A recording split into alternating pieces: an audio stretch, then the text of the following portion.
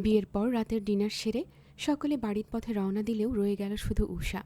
নতুন বউকে শান্তি মঞ্জিলে নিয়ে যাওয়ার কথা থাকলেও ব্যাগরা দিয়ে ইন্তেশার সিদ্ধান্তে বদল করেছে। এই নিয়ে বাবা ছেলের মধ্যে তর্কাতর্কিও হয়েছে। ইন্তেশারের একটাই কথা, বিয়ে করেছি আমি, সে আমার বউ, আমাকে ছেড়ে শ্বশুরবাড়িতে যেতে দেবো কেন? ইমন খান বোঝানোর চেষ্টা করেও লাভ হয়নি।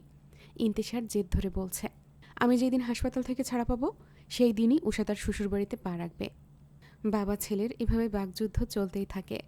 এতে উষা একেবারে বিপাকে পড়ে যায়, লজ্জায় মাথা নিচু করে বসে থাকে। তাছাড়া কোনো উপায়ও থাকে না মেয়েটার। এমন সময় ইমন খান নরম স্বরে উষাকে জিজ্ঞেস করেন, তুমি কি চাও মা? বাড়ি যাবে না এখানেই থাকতে চাও? কিন্তু উষা তখনও মূর্তির মতো নিশ্চুপ। চুপ থাকবেই না কেন? কারণ ইন্তেশার আগেই জানিয়ে দিয়েছে উষাকে কেউ কিছু বললে যেন চুপ থাকে। এইদিকে উষার এমন নীরবতা দেখে আর বাড়তি কথা না বাড়িয়ে সকলে বাড়ির উদ্দেশ্যে রওনা দিয়েছে।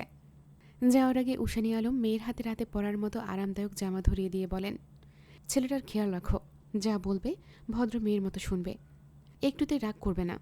উষাও বাধ্য মেয়ের মতো মাথা নিচু করে সম্মতিসূচক ভঙ্গিতে হ্যাঁ বোঝায়। অন্যদিকে আয়েশি ভঙ্গিমায় ইন্তেশার আধা শুয়ে কেটে রাখা ফ্রুটস খাচ্ছে, তবে দৃষ্টি সম্পূর্ণ সামনের দিকে। ওর থেকে কিছুটা দূরে উষা সোফায় বসে নিজের সব গয়না একে একে খুলছে।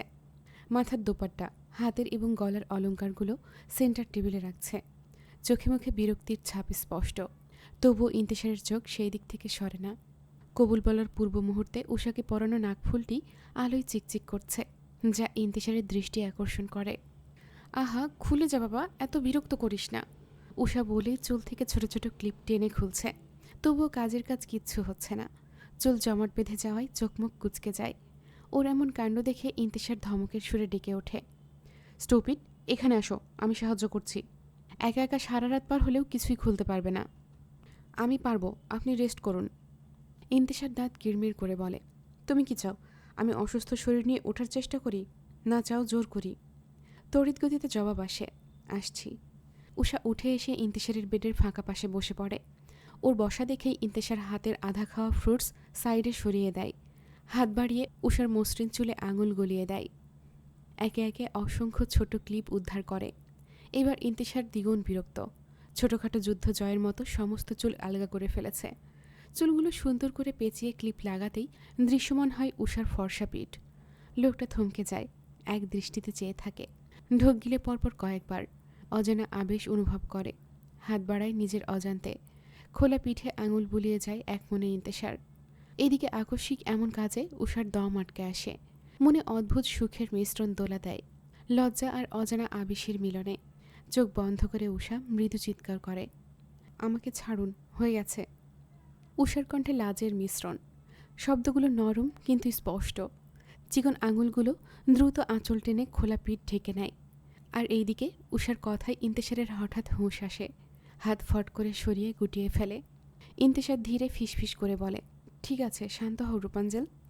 চোখে লুকানো হাসি। উষার অবস্থা ততক্ষণে সচেতন। আর দেরি করা যাবে না, বেচারি আর দাঁড়ালে লজ্জায় মরে যাবে। উষার ধাপ দ্রুত হয়। শাড়ি ঠিকমতো সমান করে নিয়েই ওয়াশরুমের দিকে এগোয়। ইন্তেশার চোরা চোখে তাকিয়ে সদ্য কবুল বলা বউকে দেখে। উষার লজ্জারাঙা মুখ, অপ্রস্তুত হওয়া চলার ধরন সব চোখের সামনে ভেসে ওঠে। তার ঠিক কিছুক্ষণ পরেই উষা বেরিয়ে আসে ওয়াশরুম থেকে। বের হতেই ওর কানে ভেসে আসে অবাক সুর, তুমি এটা কি পরেছ? কেন, দেখতে পাচ্ছেন না? T shirt.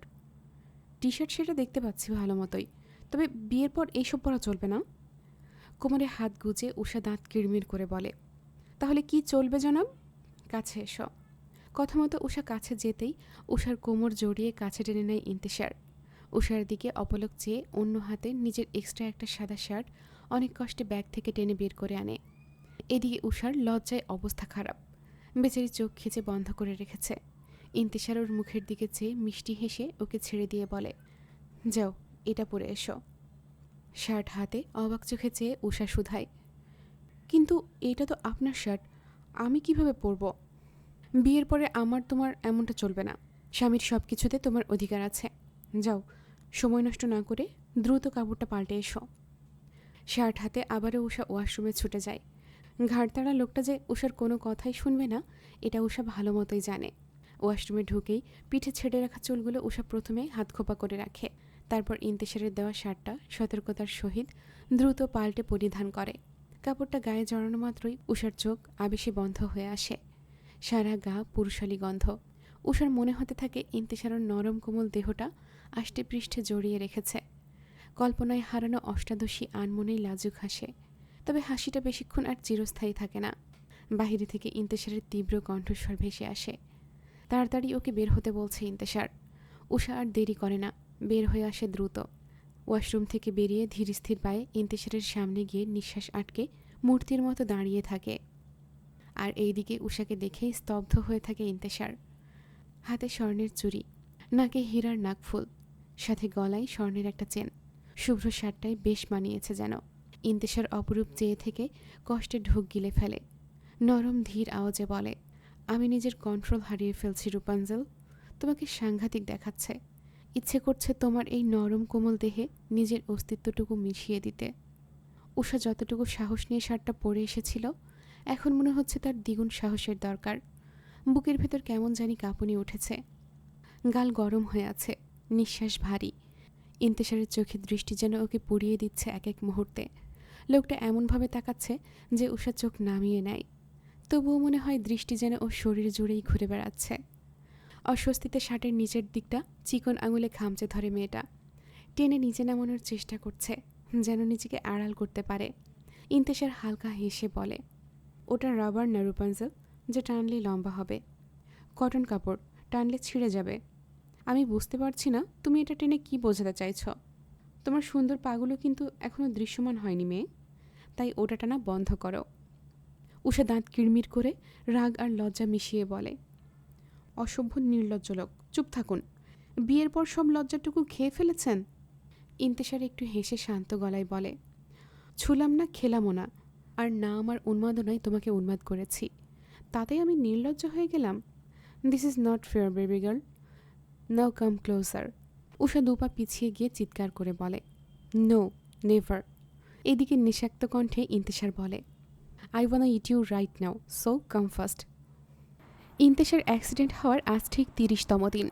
হাসপাতাল থেকে ছাড় পেয়েছে ভর্তি হওয়ার ১ সপ্তাহ পরেই। আপাতত সুস্থ দেখতে, দিব্যি ভালোই আছে সে। যেখানে ডাক্তাররা বলেছিল পুরোপুরি সুস্থ হতে অন্তত ২ মাস লাগবে, সেখানে ১ মাসের মধ্যেই নিজের মতো করে উঠে দাঁড়িয়েছে লোকটা। সবাই অবাক, কিন্তু আসল রহস্যটা জানে শুধু ইন্তেশার নিজেই। এই দ্রুত সেরে ওঠার পেছনে যে ছিল এক রমণীর অমলিন ভালোবাসা, তার সহধর্মিণী উষা। দিনরাত চোখের পলক না ফেলে পাশে থেকেছে ইন্তেশারের মেয়েটা।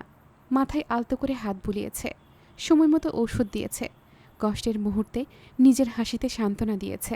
ইন্তেশার প্রায় তাকিয়ে থাকত মেয়েটার মুখের দিকে। অদ্ভুত মায়াবী, শান্ত অথচ ভীষণ দৃঢ়। উষার এমন ভালোবাসায় বারবার মুগ্ধ হয়ে যেত ইন্তেশার। যতই দেখত ততই বুকের ভেতর ভালোবাসা তীব্র হয়ে উঠত। এখন ইন্তেশার পুরোপুরি সুস্থ হয়ে উঠেছে। আলো আধারী ঘরটার ভেতরে দিব্যি পায়চারি করছে ব্যস্ত ভঙ্গিতে। মুখে অস্থিরতা, চোখে একরাশ বিরক্তি। মনটা কোনোভাবেই স্থির হচ্ছে না উষাকে ছাড়া। মেয়েটা কয়েকদিন যাবৎ নেই, গিয়েছে শাহ আলম নিবাসে। ফোন দিলেই ব্যস্ত বা বন্ধ। ইন্তেশারের মেজাজ খারাপ হয়ে আছে সকাল থেকেই। ঘরে পায়চারি করছে বিরক্ত মুখে। মনে মনে বিড়বিড় করছে, আল্লাহর লানত পড়বে মেয়ে অসুস্থ স্বামীর খেয়াল না রেখে বাপের বাড়ি আয়েশ করলে। অবশেষে ফর্মাল প্যান্টের পকেট থেকে ফোনটা বের করে ইন্তেশার। একবার দুইবার করে পঞ্চমবার কল দেওয়ার পর ওপাশ থেকে ভেসে আসে সেই মিষ্টি কণ্ঠ, আসসালামু আলাইকুম। কণ্ঠটা কানে যেতেই ইন্তেশারের ঠোঁটে এক চিলতে হাসি খেলে যায়। বুকের ভেতর যেন আবার জেগে ওঠে ভালোবাসার সেই পুরনো স্রোত। এতক্ষণের রাগ বিরক্তি সব ঝেড়ে ফেলে নিমেষেই। সালামের জবাব দিয়ে নরম স্বরে শুধায়, বেবি গার্ল রেডি থেকো, আমি নিতে যাব কিছুক্ষণের মধ্যে। স্বামীর বাড়ি রেখে বাপের বাড়ি আর কতদিন থাকবে মেয়ে? মনে রেখো, স্বামীর বাড়ি আসল ঠিকানা। উষা কিছুক্ষণ চুপ করে থাকে। ফোনের ওপাশে নরম নিঃশ্বাসের শব্দ শুনতে পায় শুধু ইন্তেশার। একটু থেমে তারপর আস্তে কণ্ঠে বলে, আপনি আবার শুরু করলেন রেড চেরি? কতদিন কাউকে দেখি না, সবাইকে মনে পড়ছিল ভীষণ। 2টো দিন না হতেই আপনি পাগল হয়ে গেছেন। এমন করে বলছেন যেন আমি চিরতরে বাবার বাড়ি থাকতে এসেছি। ইন্তেশার ঠোঁটের কোণে হালকা হাসি রেখে বলে, চিরতরে নয়, কিন্তু তুমি না থাকলে এই ঘরটা কেমন জানি ফাঁকা লাগে রূপাঞ্জল। মনে শান্তি নেই, তুমি ছাড়া কিছুই ঠিকঠাক লাগছে না। উষা থমকে যায়, বুকের ভেতরটা কেমন কেঁপে ওঠে। লোকটা তাকে চোখে হারাচ্ছে এখন থেকেই, ভেবেই মুখে মিষ্টি হাসি ফুটে ওঠে। তবে উষা নিজেকে সামলে নরম কণ্ঠে বলে, ঠিক আছে আমি নিজেই ফিরব, কিন্তু আপনাকে অসুস্থ শরীর নিয়ে আসতে হবে না। খবরদার ডাক্তার সাহেব, রাগ করবেন না এতে। রাগ? আমি তো কেবল তোমার মুখটা দেখতে চাই। আর যদি রাগ করি তাহলে সেটা ভালোবাসারই রাগ হবে। ভালোবাসার রাগ আবার কেমন জিনিস? যেমন তুমি আমাকে ছেড়ে বাবার বাড়ি বসে, এখন আমার বুকটা হিংসেই জ্বলে যাচ্ছে। আবার তুমি যদি আমার পাশে এসে চুপচাপ বসে থাকো, তখন সব রাগ গলে যায়। উষার মুখে মৃদু হাসি ফুটে ওঠে। ফোনের ওপাশ থেকে হালকা নিঃশ্বাসের শব্দেই ইন্তেশারের বুকের ভেতর অদ্ভুত কাঁপুনি ওঠে। আচ্ছা, আপনি খেয়েছেন? খাওয়া? তুমি না থাকলে গলায় ভাত নামে নাকি? রোদটা তখন মাথার উপর তীব্র হয়ে উঠেছে। শহরের ব্যস্ত মোড়, গাড়ির হর্ন, ধুলোরদে কাঁপতে থাকা রাস্তাগুলো। ঠিক এমন সময় হঠাৎ করে একটা তীক্ষ্ণ শব্দে বাতাস কেঁপে ওঠে। ধপ! জিয়ান প্রাণপণে ব্রেক কষে থামালো গাড়িটা। সামনের রাস্তার মাঝখানে পড়ে আছে একটা মেয়ে। ধুলোয় ভরা হাত, হাতের কোনোই থেকে রক্ত গড়িয়ে পড়ছে। মেয়েটা কাত হয়ে বসে পড়েছে, এক হাতে কবজি চেপে ধরে ফু দিচ্ছে। গলায় ঝুলন্ত একটা আইডি কার্ড, পাশে পড়ে আছে একটা বাদামি ব্যাগ, সাথে সাদা অ্যাপ্রন। হয়তো কোনো মেডিকেল স্টুডেন্ট হবে। ততক্ষণে জিয়ান গাড়ি থেকে নেমে চিৎকার করে বলে, এই মেয়ে, চোখে কিছু দেখো না নাকি? ব্রেক না কষলে এখনই রাস্তার মধ্যে পড়ে মরে থাকতে। জানের ভয় নেই? পুরুষালী রাগ মিশ্রিত কণ্ঠস্বর কানে যেতেই মেয়েটা মাথা তুলে তাকালো এবার। ব্যথায় জর্জরিত মুখশ্রী, চোখের কোণে পানি চিকচিক করছে। চোখে কষ্ট আর অপমানের ঝিলিক। কিছু না বলে নিজের হাতে ফু দিচ্ছে। কথা বলছো না কেন? এমন মাঝ রাস্তায় নাটক শুরু করবে নাকি? মেয়েটা এবার চুপ নীরবতা ভেঙে কণ্ঠে তীব্রতা এনে বলল, নাটক? আপনি কি ভেবেছেন সবাই আপনার গাড়ির নিচে পড়ে মরার জন্য ঘুরে বেড়ায়? নিজের চোখ খুলুন, রাস্তা শুধু আপনার না। একে ধাক্কা মেরেছেন, দুয়ে আমাকেই কথা শোনাচ্ছেন। ও তাই নাকি? এখন আমি দোষী হয়ে গেলাম? ব্রেক না কষলে তুমিই তো। থামুন। যদি মানুষ হন তাহলে আগে সরি বলতে শিখুন। অহংকারে ভরা মানুষগুলোই সবচেয়ে বেশি বিপজ্জনক লাগে। জিয়ান এক পা এগিয়ে গেল মেয়েটার দিকে। বিরক্তিতে কপালের রগের ভাঁজ পড়ে গেছে। মিস, আমি কিভাবে ব্রেকটা কষেছি? 1 সেকেন্ডের জন্য ভাবিনি যে গাড়ি উল্টে যাবে। মেয়েটা ব্যথা ভুলে দাঁড়িয়ে গেল রাস্তার মাঝখানে। চারপাশের মানুষ থমকে তাকিয়ে আছে ওদের দিকে। দুজন এখন সমান রাগে সমান অস্থিরতায় ভরা। আমি ধন্য, তাই না? আমি বেঁচে গেছি আপনার কৃপায়। কৃপা নয়, ভাগ্য। এক মুহূর্ত নীরবতা নেমে এলো। রোদের তাপে ঘাম জমেছে কপালের চারদিকে মেয়েটার। মায়াবিনী মুখের আদলে মেয়েটার ডাগর ডাগর চোখ বেয়ে এক ফোঁটা অশ্রু গড়িয়ে পড়ে রাস্তায়। তীব্র তাপে পিচঢালা রাস্তা মুহূর্তেই শুষে নেয় সেই অশ্রুকণা। মেয়েটার থমথমে চেহারা লক্ষ্য করে জিয়ান এবার নরম স্বরে বলল, ব্যথা পেয়েছ? মেয়েটা মুখ ফিরিয়ে বলে, যেখানে মানুষ ধাক্কা খায় সেখানে ব্যথা পাওয়া নতুন কি? কথার মানে বুঝতে না পেরে জিয়ান চুপ করে দাঁড়িয়ে রইল। এই শহরের ভিড়ে দুইজন অচেনা মানুষ। একজন মুহূর্ত আগেও ঝগড়া করছিল, অথচ এখন একে অপরের মুখের দিকে তাকিয়ে নীরবে কিছু খুঁজে ফিরছে। ঠিক তখনই ভিড় ঠেলে দৌড়ে আসে মারোয়া। মুমু, মুমু! মারোয়ার ডাক শুনেই মুমু চমকে মাথা ঘোরায়। নিজের বান্ধবীকে দেখে এক মুহূর্তের জন্য মুখের রাগটা ম্লান হয়ে যায়। আর জিয়ানও অবাক হয়ে তাকায় মেয়েটার দিকে। মারোয়া দ্রুত গতিতে এসে হাঁপাতে হাঁপাতে বলে, এ কি করছিস তুই? আমি তো একটু সামনের দোকানে গিয়েছিলাম, আর তুই রাস্তায়? বলার মাঝে ওর চোখ পড়ে জিয়ানের দিকে। দুজনের চোখাচোখি হতেই জিয়ান বিস্মিত স্বরে বলে ওঠে, মারোয়া, তুই এখানে? মারোয়া মাথা নেড়ে উত্তর দিল, হ্যাঁ, ক্লাস শেষে একটু দরকার ছিল সামনে, তাই গিয়েছিলাম। কিন্তু তুমি এখানে? তোমরা এখানে তাও একসাথে? ভাইয়া, এই মেয়েটাকে চেনো? জিয়ান কপালের ঘাম মোছে কিছুটা শান্ত হয়ে বলে, না চিনি না, রাস্তার মাঝে চলে এসেছিল তাই ব্রেক কষতে হলো। মারোয়া এক পলক মুমুর দিকে তাকায়, তারপর হালকা হাসি দিয়ে বলে, এটা আমার বান্ধবী মুমু। জিয়ান থমকে যায়, চোখে বিস্ময়ের ছাপ। তোর বান্ধবী? মানে এটা সেই মুমু? মারোয়া মাথা নাড়ে। মুমু এতক্ষণে লজ্জায় মাথা নিচু করে ফেলেছে। কিছুক্ষণ আগেও যার সঙ্গে তর্ক করছিল সে যে বান্ধবীর বড় ভাই। এই সত্যিটা বুঝতেই পুরো পরিস্থিতি অস্বস্তিকর হয়ে ওঠে। আমি আসলে বুঝতে পারিনি, হঠাৎ করে সামনে চলে এলে, ভয় পেয়েছিলাম। মুমু কাপা গলায় বলে, আমিও দেখিনি গাড়িটা আসছে, রাস্তা ফাঁকা ভেবেছিলাম। চারপাশে জমে থাকা ভিড় ধীরে ধীরে ছত্রভঙ্গ হতে শুরু করেছে। বাতাসে এখন আর উত্তেজনা নেই, বরং হালকা নিস্তব্ধতা নেমে এসেছে। মারোয়া দুজনের দিকে তাকিয়ে বলে, কতটা ছুলে গেছে, ইস!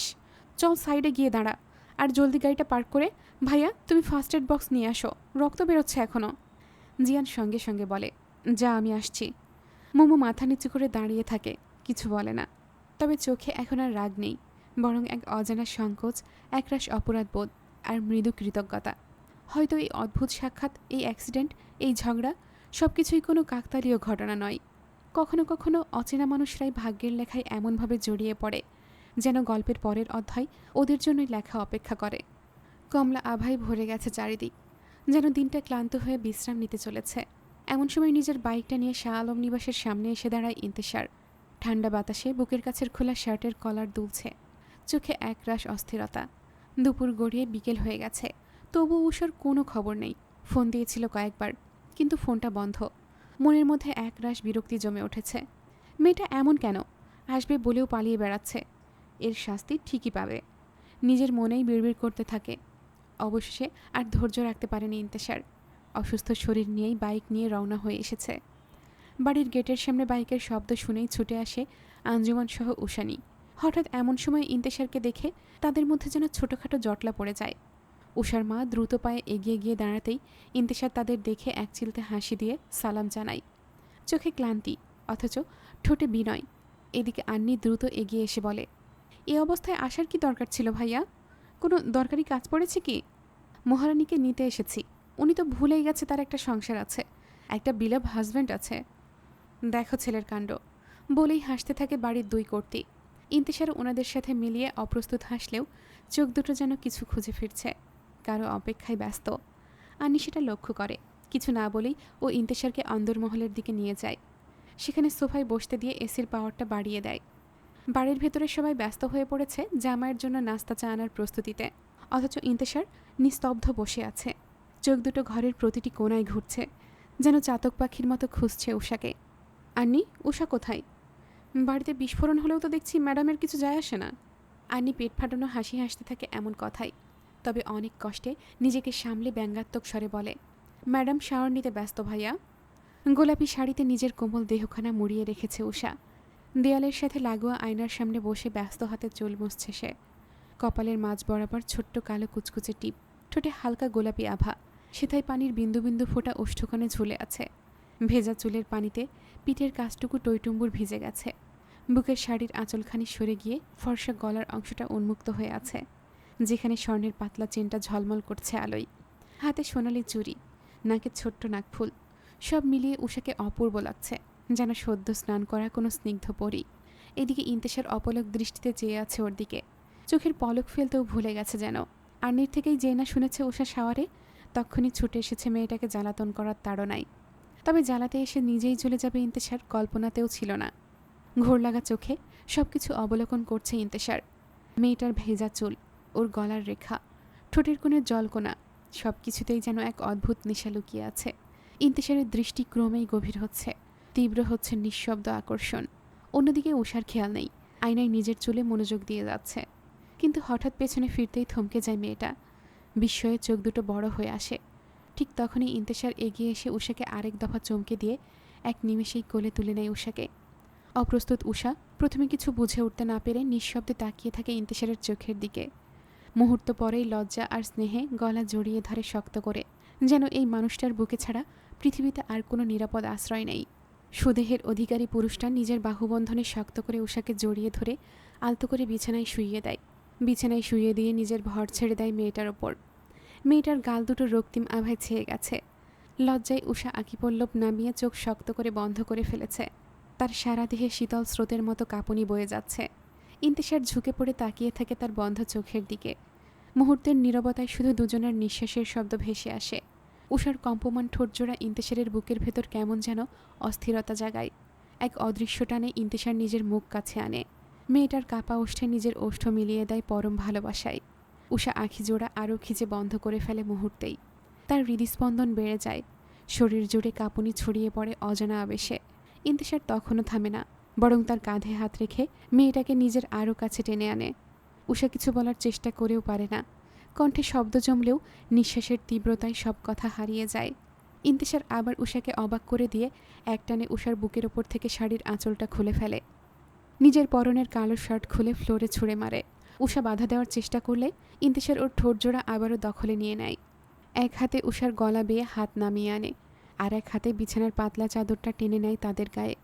হঠাৎ এমন ঘটনায় উষা বাকরুদ্ধ হয়ে যায়, চাইলেও বাধা দিতে পারে না, বরং তার দেহের ভাষা নিজেই ইন্তেশারের প্রতি সাড়া দিতে থাকে, নিঃশব্দে তীব্র আবেশে। ইন্তেশার আলতো করে উষার গাল ছুঁয়ে হাসকি স্বরে বলে ওঠে, baby girl, open your eyes, take a deep breath. Usha কথা মতো ধীরে ধীরে চোখ খোলে।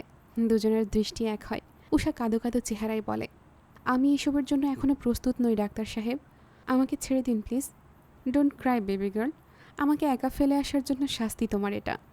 উষা চোখ খিচে রেখেই বলে, অসময়ে এইসব কেউ ডাকবে এখনই, প্লিজ ছাড়ুন। আজ তোমাকে না পেলে মনে হয় পাগল হয়ে যাব। উষা ঠোঁট কামড়ে মিষ্টি বিরক্তি নিয়ে বলে, সব সময় এত বাড়াবাড়ি করেন কেন? আমি কি আপনার থেকে পালিয়ে যাচ্ছি নাকি? পালিয়ে যাওয়ার চেষ্টা করলে মনে রেখো, আমি আবার খুঁজে আনবো যেখানেই যাও। ইন্তেশারের ঝুঁকে ফিসফিস করা কথায় উষা লজ্জায় চোখ নামিয়ে নেয়। ইন্তেশারের থুতনিটা আলতো করে তুলে ধরে। চোখে চোখ পড়তেই সময় যেন থমকে আসে। ইন্তেশার মুখটা নামিয়ে উষার নরম ঠোঁটে চুমু খায়। উষা প্রথমে একটু ধাক্কা দেয়, তারপর হাল ছেড়ে দিয়ে চোখ বন্ধ করে ফেলে। শুভ্র চাদরের আড়ালে নগ্ন দেহটাকে ইন্তেশার নিজের বুকে চেপে ধরে আরও শক্ত করে। ততক্ষণে পিঠ ছেড়ে হাত উষার চুলে বিচরণ করছে। ইন্তেশার হঠাৎ করেই উষার চুল হাতের মুঠোই পুরো টেনে ধরে। উষার শ্বাস ভারী হয়ে আসে, তবুও বলে, ডাক্তার সাহেব, আপনি কি সবসময় এমনই পাগল থাকেন? ইন্তেশার হেসে কানের কাছে ফিসফিস করে, শুধু তোমার জন্য আমি উন্মাদ হয়ে যাই উষা, সম্পূর্ণ পাগল। উষা দম নিতে পারে না, তবুও হাত দিয়ে শক্ত করে আঁকড়ে ধরে ইন্তেশারের কাঁধ। ছাড়ুন, কেউ যদি ডাকে। দরজা আমি নিজেই বন্ধ করেছি। যতক্ষণ না বাসরটা সেরে ফেলি ততক্ষণ আমি দরজা খুলছি না। ভাবছি একদম ডজনখানেক বাচ্চা নিয়েই রুমে দরজা খুলব। উষার নিজেকে বেসামাল লাগছে। ওর লম্বা চুল বালিশে ছড়িয়ে আছে। এদিকে ইন্তেশার ঝুঁকে পড়ে আরেকটা দীর্ঘ চুমু এঁকে দেয়। উষা আধাভাঙা কণ্ঠে বলে, আপনি জানেন না, আপনার কাছ থেকে দূরে থাকতে পারি না আমি। তাহলে প্রতিজ্ঞা করো, কখনো আর আমায় ছেড়ে যাবে না। উষার চোখ ভিজে আসে, কণ্ঠ কাঁপে। এই যে ছুঁয়ে প্রমিস করছি, একদম পিঙ্কি প্রমিস রেড চেরি। বৃদ্ধকালেও আমি আপনার বুকে মাথা রাখতে চাই। আমি শুধু আপনার, স্রেফ আপনার।